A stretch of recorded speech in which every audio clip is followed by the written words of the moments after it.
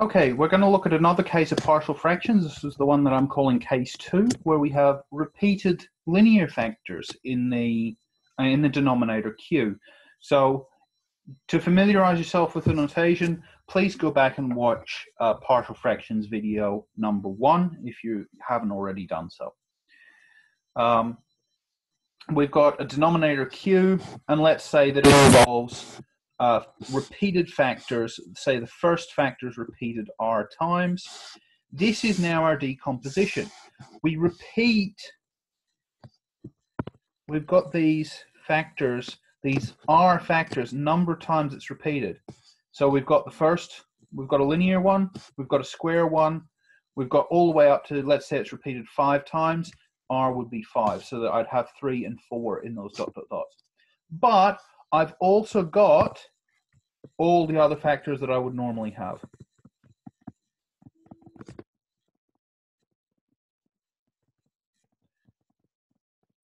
So assuming that the second, third, etc. factors are not repeated,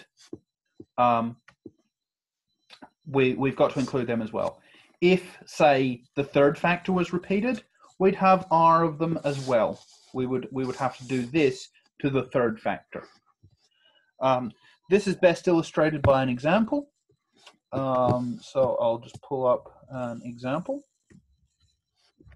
And it's a very simple example. For x on x minus 1 squared x plus 1. Therefore, we have this factor repeated twice and this factor not repeated at all. So our decomposition would look like a1 on x minus 1 plus a2 on x minus 1 squared plus b1, oh sorry, I'm calling it b2 because it's a second factor, x plus 1. All right, so that's our factorization. And again, we have to go through the same steps to clear out this denominator and identify what A1, A2, and B2 are. However, there's a bit of a wrinkle with these ones because the same trick that we used previously doesn't always work. So let's multiply through by the denominator.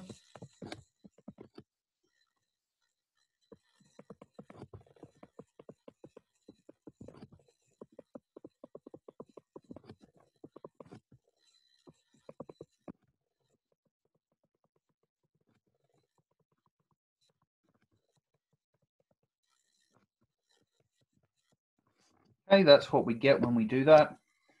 Now, so one of the two obvious roots are x equals plus and minus 1. Let x equal 1.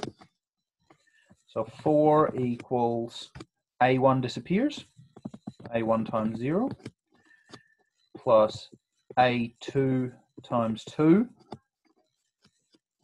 plus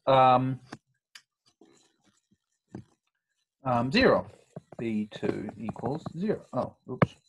b2 times 0.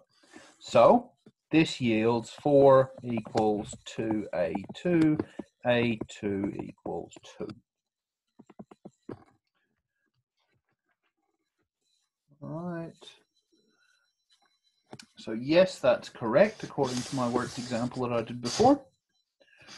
Now what we've got to do is let x equal minus 1.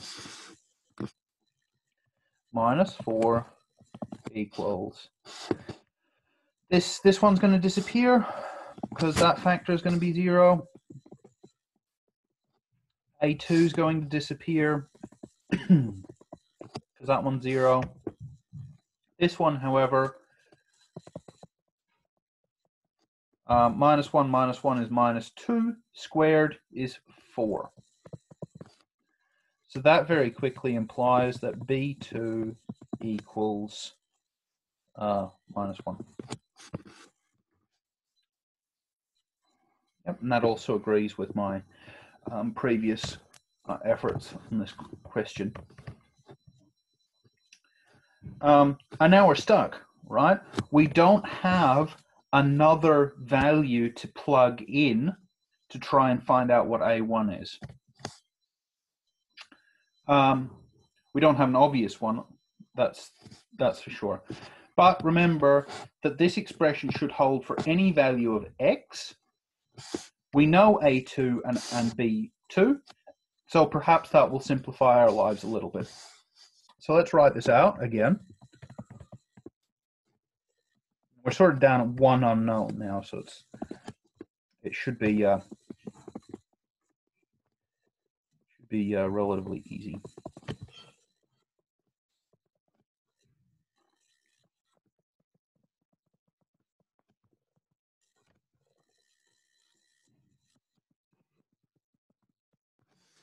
Okay, this should hold for x equals 0, right?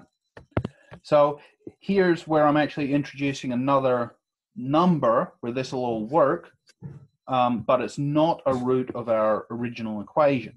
You could obviously choose 3, for example, right? It's going to work for any value of x. 0 is just the most convenient for doing this by hand.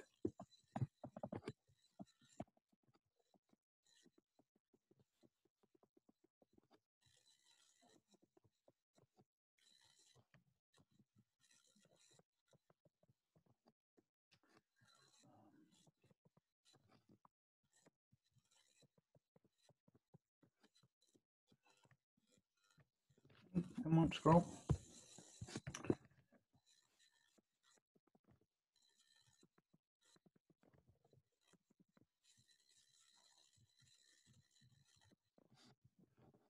Okay, so minus 1 squared is 1. 2 minus 1 is 1. So minus A1 plus 1 equals 0.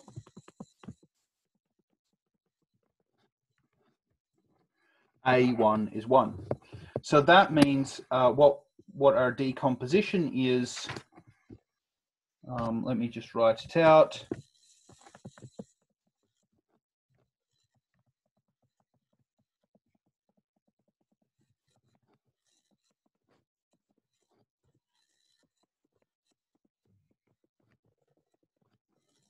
B was 2, wasn't it?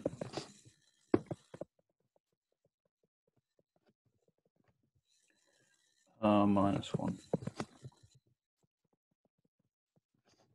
Okay, so if you refer back to the original decomposition that I used earlier in the video, and replace A1, B1, or A1, B2, and what did I call these? A1, A2, and B2.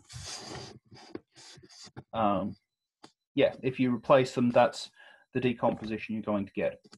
Obviously, if you're feeling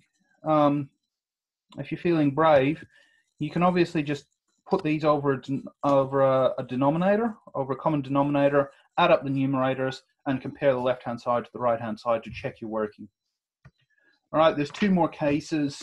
I'm going to deal with them together in a separate video.